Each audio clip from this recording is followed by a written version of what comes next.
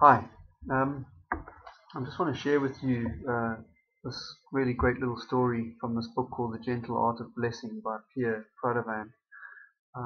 There's a great little metaphor about uh, how your thoughts can affect you and others. I'm just going to read from the book, so forgive me if I'm not looking at you at the camera while I read. Um, so We live in a universe where all is energy. The most modest movement requires an expenditure of energy, but the most powerful energy of all is thought, because it gives birth to all the rest. One might say that on the level of the mind, thoughts are like boomerangs. We need to heed the thoughts we send out into the universe, for sooner or later they will return to us with increased negative or positive energy. And there's an African sage, Bokar. He was explaining to a group of his students that it's better to bless your enemies than to curse them. And one of his students couldn't understand this. And so he used this story about these black and white birds. So he says, in their relations between themselves, men are like two walls facing each other. Each wall is full of small niches or holes in which nest either black or white birds. The black birds are our bad thoughts or words, and the white birds are our good thoughts or words. The white birds, because of their shape and size, can only enter the holes for white birds, and the black birds can only enter the holes for black birds. So then Bokar had his student imagine two men who consider themselves enemies. So he said, imagine someone called Ali and somebody else called Yusuf. One day, persuaded that Ali is plotting evil against him, Yusuf sends an evil thought to Ali, or against Ali, thereby releasing one of these black birds from his own wall to fly to Yusuf's wall. Now Yusuf wasn't thinking negatively about Ali, and so none of his blackbirds left his wall. And when Yusuf's blackbird arrived at Ali's wall, there was nowhere for it to go. So, unable to find a niche, it returned to its owner, Yusuf, with its original evil intent or negative energy. And not having managed to harm Ali, it came back to harm Yusuf himself. For evil, explained Bokar, never stays inactive, even and especially to the one who gives birth to it. So if, on the other hand, Ali had played into Yusuf's hands and also sent out a black thought bird, he would immediately free a black niche into which Yusuf's blackbird will enter and deposit part of the evil with which it is loaded. Meanwhile, Ali's negative messenger will have deposited its load of hate into the niche freed by Yusuf's blackbird. Thus both blackbirds will have reached their goal and harmed the people they were aimed at. But, added Bokar, once their task is accomplished, each bird will return to its original nest, for it is said, each thing returns to its source. The evil with which they were loaded, not being depleted, this evil will turn against its authors and will finish by destroying them.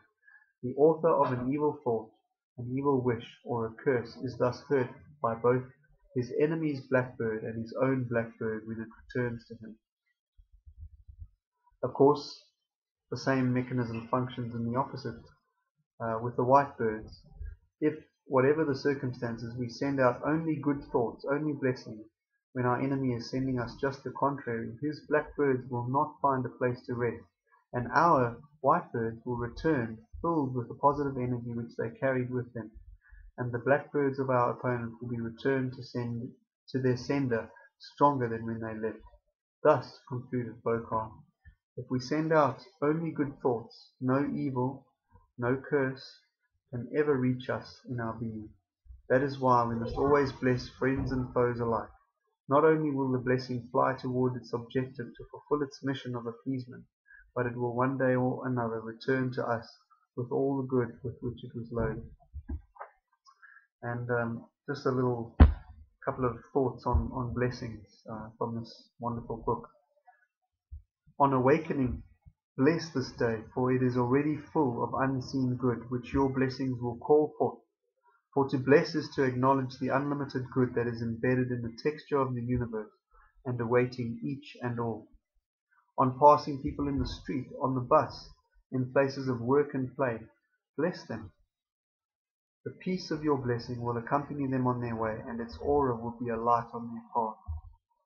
On meeting people and talking to them, bless them in their health, their work, their joy, their relationship to their Creator, to the universe, to themselves and to others. Bless them in their abundance and their finances. Bless them in every conceivable way. For such blessings not only sow seeds of healing, but one day will spring forth as flowers in the waste places of your own life. As you walk, bless the city in which you live, its government and teachers, its nurses and street sweepers, its children and bankers, its priests and prostitutes. The minute anyone expresses the least aggression or unkindness to you, respond with a blessing. Bless them totally, sincerely, joyfully, for such blessings are a shield that protects them from the ignorance of their misdeed and deflects the arrow that was aimed at you. To bless means to wish unconditionally and from the deepest chamber of your heart unrestricted good for others and events. It means to hallow, to hold in reverence, to behold with awe that which is always a gift from the Creator. He who is hallowed by your blessing is set aside, consecrated, holy and whole. To bless is to invoke divine care upon, so to speak or think gratefully for, to confer happiness upon, although we ourselves are never the bestower, but simply the joyful witness of life's abundance. To bless all without distinction is the ultimate form of giving, because those you bless will never know from whence came the sudden ray that burst through the clouds of their skies, and you will rarely be a witness to the sunlight in their lives.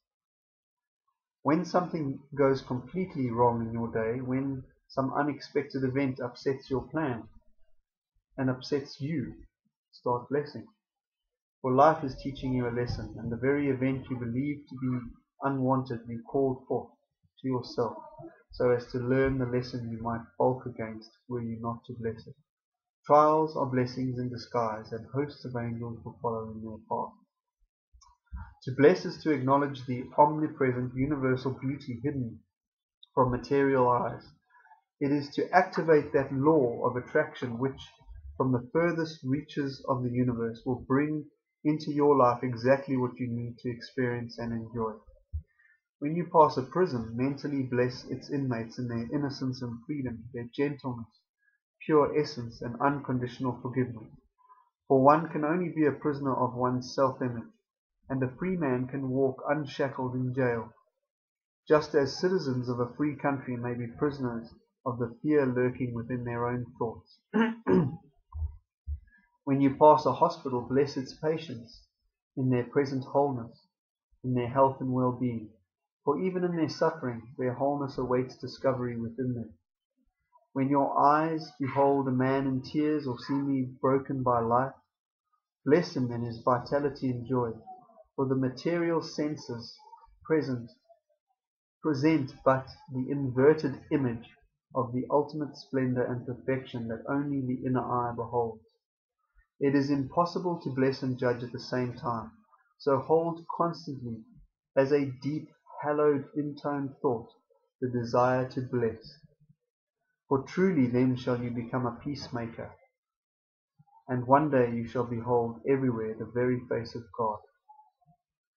And of course, last but not least, and above all, do not forget to bless the utterly beautiful person that you are. Thank you for listening. This is the book, The Gentle Art of Blessing. Take care. Peace unto you always and in all ways.